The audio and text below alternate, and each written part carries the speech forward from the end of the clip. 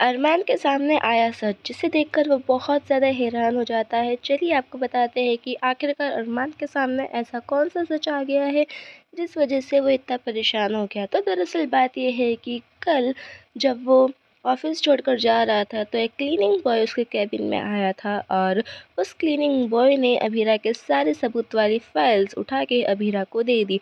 अब अरमान चाहता है कि वो ये देखे कि आखिरकार वो सारे फाइल्स उठाकर किसने किसको दी। तो जब वो कैमरे में देखता है तो उसे पता चलता है कि जो क्लीनिंग बॉय है वही आरके था और आरके ने ही उसकी सारी फाइल्स उठा के अभीरा को दे दी, जिस वजह से अभीरा के पास उसका लाइसेंस फिर से आ पाया और वो फिर से केस लड़ने के लिए रेडी हो सकी। तो यहाँ पे अभीरा भी आरके से यही पूछती है कि आखिरकार उसे ये सारी फाइल्स कैसे मिली।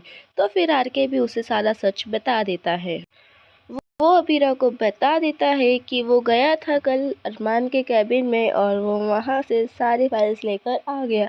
तब अबीरा कहती है क्या मतलब कि तुमने अरमान का ऑफिस से चोरी करी है। तो जिस वजह से अबीरा थोड़ी सी आरके के ऊपर नाराज़ होती है और कहती है कि उसने इसका लाइसेंस बचाने में हेल्प करी, इसके लिए थैंक यू, लेकिन चोरी करना गलत बात है और इसे अरमान के ऑफिस से चोरी नहीं करनी थी। इस वजह से इनके बीच में थोड़ी सी कहासुनी हो जाती है।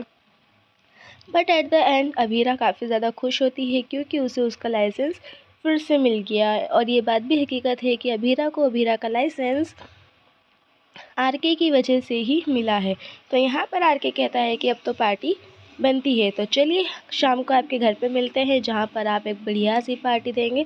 ये सोचकर अभीरा थोड़ी सी खोई हुई रहती है कि ये इंसान क्या चीज़ है, पहले तो चोरी करता है, बाद में उसी के ही चोरी की पार्टी भी मांगता है। आखिरकार ये चाहता क्या है, इसके दिमाग में चल क्या रहा है। तभी ये सोचती है कि अरमान एक ऐसा बंदा है जो कि हर एक फाइल्स को अलग अलग जगह पर रखता है। तो फिर उसने उसकी सारी फाइल्स, उसने मेरी सारी फाइल्स जमा कर एक जगह क्यों रख रखी है। क्या वो खुद बार काउंसिल को उसकी सारी फाइल्स देने वाला था और मेरा लाइसेंस बचाने की लड़ाई करने वाला था। तभी उसके दिमाग में एक बात और आती है कि जिस व्यक्ति ने मेरे ऊपर केस लगाया था वही व्यक्ति मुझे बचाने के लिए सबूत इकट्ठे क्यों करेगा। इसी कश्मकश में वो रहती है, बट वो बहुत खुश होती है कि उसका लाइसेंस फिर से मिल गया।